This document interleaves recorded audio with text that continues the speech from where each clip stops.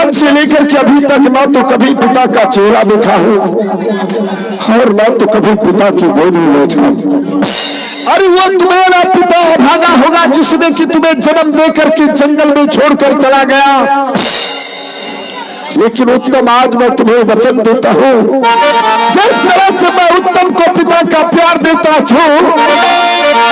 आज दिन के बाद उसी तरह से मैं तुम्हें पिता का प्यार दूंगा। आपने मुझे पिता का प्यार देंगे? हाँ लेकिन इस समय इस वक्त एक बार दोनों भाई मिलकर के मेरे गोद में बैठ जाए ताकि मेरा अरमान पूरा हो जाए।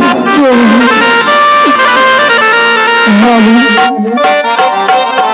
अब बैठे जब लगी गई हो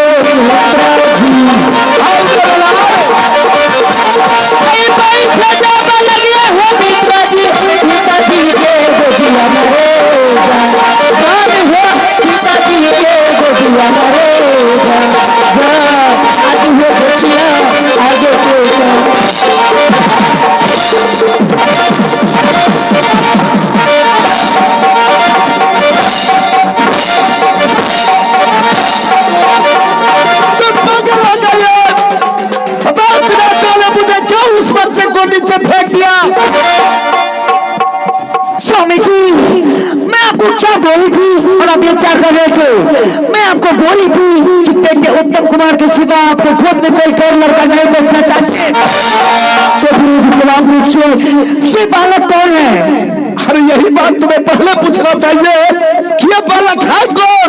कौन है अभी मैं पूछ रही हूँ। मुझे अपने बेटे उत्तम से ये बालक कौन है? अरे उत्तम बताइए कौन है? माँ, ये मेरे दोस्त है माँ। दोस्त है? हाँ माँ। जंगल जाने से पहले तुम्हें कोई दोस्त नहीं था, वापस आए हो तो कह रहे हो कि ये मेरा दोस्त है। कैसे हुई तुम्हारी दोस्ती इससे? माँ, जब मैं जंगल गया शिकार खेलने माँ, शिकार खेलती खेलती अचानक एक बड़ा सिंह आ गया माँ। मैं उसका ऊपर मैं बाण चलाया माँ, मेरा बाण काम नहीं किया माँ। तो बुरा सिंह हमको कहने खा नहीं लीचा माँ। मैं चिल्लाया बच्चा बच्चा, यही भैया ने मेरा आवाज सुनकर और प्राण को रक्षा किया है माँ।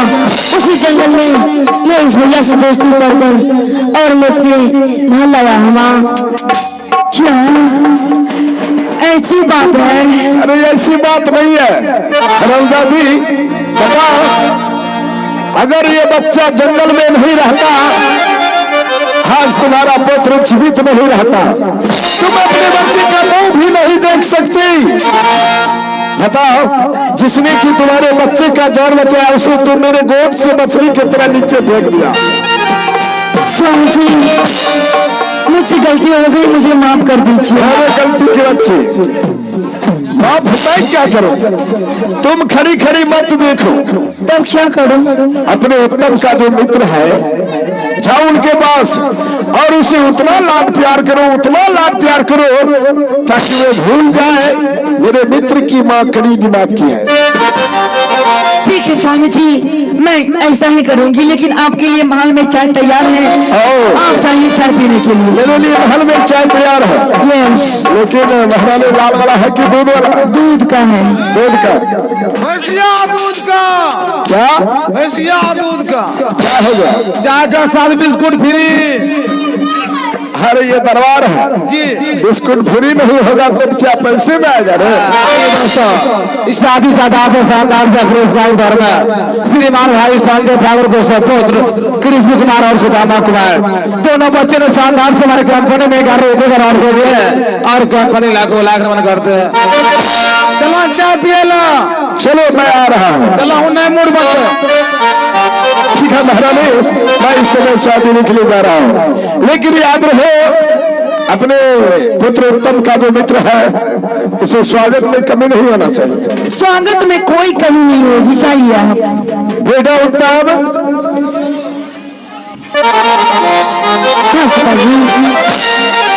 मैं तुम्हें देख रहा हूँ कि बहुत छठा मना नाराज हो, क्या बात हो गया? पिताजी हम नाराज नहीं है पिताजी। नाराज नहीं हो तो खुश रहो बेटे। हाँ पिताजी। बेटा अभी अभी तुम अपने मित्र को महल लाए हो। हाँ पिताजी। मैं जा रहा हूँ चाय पीने के लिए। अच्छा। और मित्र का स्वागत करना, मित्र के हमेशा साथ रहना, कभी मित्र से दूर नहीं होना। ठीक है पिताजी। और अपने मित्र को कोई चीज का कमी नहीं होने देना। ठीक है पिताजी। तब फिर मैं जाऊँ। ठीक है मैं जा रहा हूँ।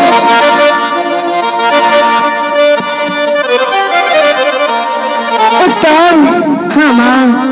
Wow, your friend is very good. उत्तम। अरे वाह, तुम्हारा मित्र कितना सुंदर है, बिल्कुल भोला भाला है। अरे वाह, तुम्हारे मित्र का पूरा शरीर बिल्कुल मोती की तरह चमक रहा है। अरे वाह, ये सब क्या है, बहुत सुंदर लग रहा है ये। हाँ माँ। उत्तम। अरे ये क्या, अपने मित्र को पहली बार अपना ये राजमहल दिखाने के लिए लाए हो, तुम अपने माता पिता से इसे मिलाने के लिए लाए हो, लेकिन अभी तक इसका कुछ स्वागत नहीं कर रहे हो, क्या बात है? माँ स्वागत करूंगा माँ, मैं जा रहा हूँ।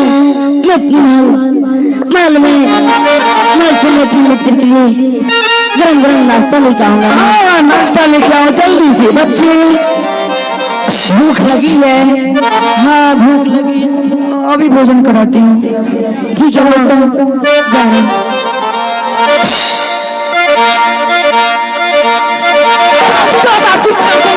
ज्यादा का साजादा नालायक बेवकूफ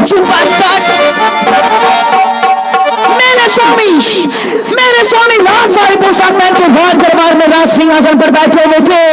तुम्हारे शरीर में कितनी मिट्टी लगी हुई है, कितने धूलकण लगे हुए हैं। तूने मेरे स्वामी के गोद में बैठकर उनका राजशाही पोशाक गंदा कर दिया। साला मैं अभी बताती हूँ इसका अंजाम क्या होता है।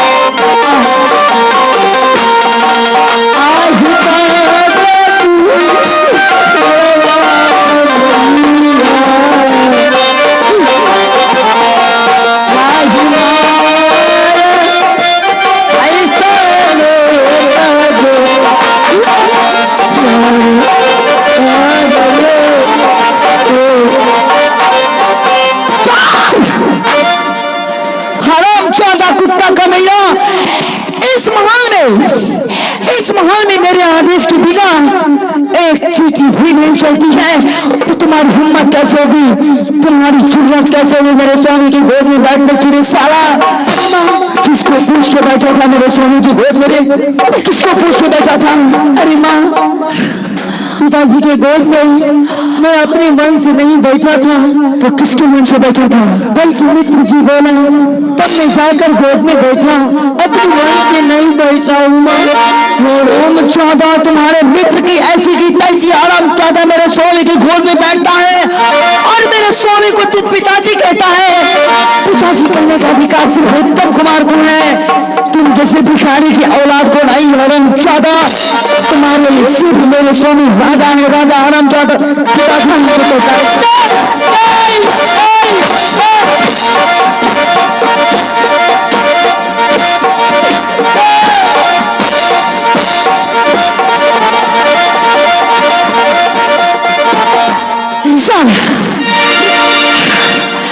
अब चुप रहा, मैं कहती हूँ सुन।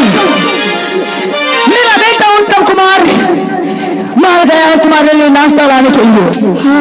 वो नाश्ता लेके आएगा तो अभी जिस तरह से मैं तुम्हारी पिटाई की हूँ, एक भी शब्द एक भी लफ्ज मेरे बेटे उत्तम कुमार से मत कहना। अगर तूने कह दिया ना मेरे बेटे से कि तुम्हारी मेरी पिटाई की जाए तो मैं तुमको सुन जमीन में दफना दूंगी। समझ गया? हाँ मैं समझ गई। मेरे बेटे के सामने में आंसू मत बहाना। आंसू बहाएगा तो पता चल जाएगा कि मैं तुम्हारी पिटाई की हूँ। समझ गया? आंसू नहीं बहाऊंगा। सबसे पहले आंसू पोंछ लिया। आंसू पोंछ लिया। अब मेरे सामने में हंस। चल हंस।